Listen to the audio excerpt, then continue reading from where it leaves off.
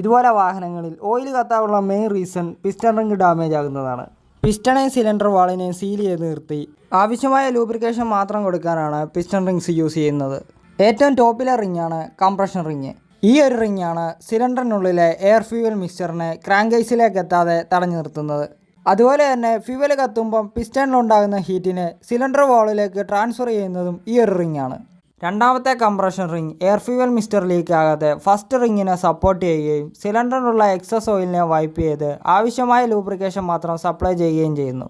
പിസ്റ്റണിലെ മൂന്നാമത്തെ ring cylinder വാളിൽ lubrication maintain ചെയ്യുകയും combustion ചേമ്പറിലേക്ക് oil എത്താതെയും തടയുന്നു.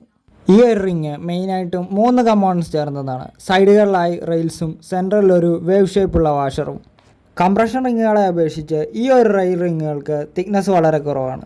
ഈ ഒരു ഓയിൽ റിങ് ഇടുന്ന സ്ലോട്ടിലെ ചെറിയ ഹോളുകളിലൂടെയാണ് ഓയിലിൻ്റെ ഫ്ലോ നടക്കുന്നത്.